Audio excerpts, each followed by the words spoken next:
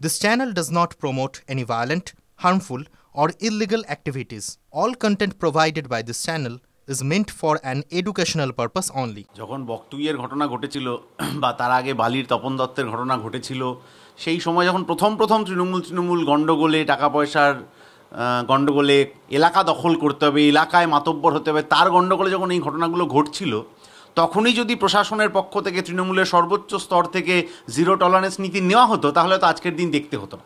বকটুইতে তৃণমূলের নেতাকে মারলেন, তারপর তিনিই পুলিশকে বলে দিলেন কীভাবে মামলা সাজাতে হবে।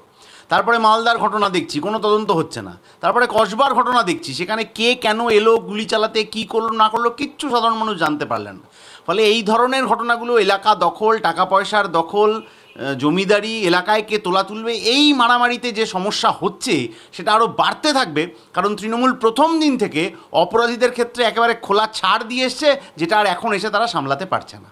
গ্রেপ্তার হয়েছেন, কিন্তু আদতে সেই গ্রেপ্তারি কোনো শাস্তির পর্যায়ে পৌঁছাবে কিনা এটা নিয়ে খুব সন্দেহ রয়েছে। কারণ অতীতে তৃণমূলের গণ্ডগোলে এই খুন অপরাধের মতো ঘটনা কম ঘটেনি।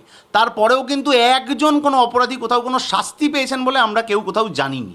ফলে আজকে হয়তো কাউকে একটা লোক দেখাতে কিছু করা হচ্ছে, কিন্তু শেষ বিচারে গিয়ে আরও দুদিন পর অন্য ঘটনা চলে আসবে, তখন এই ঘটনাটা আমাদের চোখের আড়ালে চলে যাবে এবং তাদেরও জামিন টামিন পেয়ে গিয়ে সবাই রাস্তায় ঘুরে বেড়াবেন।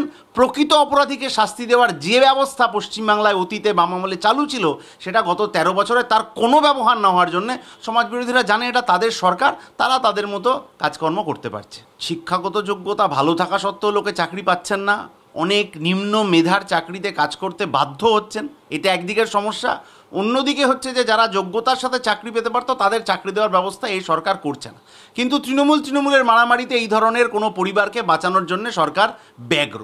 যে কোনো পরিবার, তিনি তৃণমূলের গোষ্ঠীদ্বন্দ্বে খুন হয়েছেন তার পরিবার, বা যোগ্য সে চাকরি পাচ্ছে না তার পরিবার, তাদের দুটো পরিবারকেই, দুপক্ষকেই রাজ্যের সরকারের যে সমান দৃষ্টিভঙ্গিতে দেখার কথা ছিল, রাজ্য সরকার সেটা দেখতে পারছে না।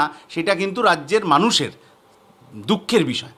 তৃণমূলের গোষ্ঠীদ্বন্দ্বে যিনি খুন হলেন, তার সরকারি চাকরি পাওয়া না পাওয়া ইত্যাদি তার কিছু নিয়ম থাকে। তো কারা উত্তরাধিকার সূত্রে চাকরি পেতে পারবেন, তার নিয়মকানুনকে যে একেবারে পরোয়া না করে সরকারি চাকরি দিচ্ছে, কালকেই আবার অন্য কোথাও যোগ্যতাদের চাকরি পাওয়ার কথা, তাদের অযোগ্যদের জন্য সরকার যে বারবার কোর্টে গিয়ে তাদেরকে আটকে দেওয়ার চেষ্টা করছে, এটা সাধারণ মানুষ দেখছেন।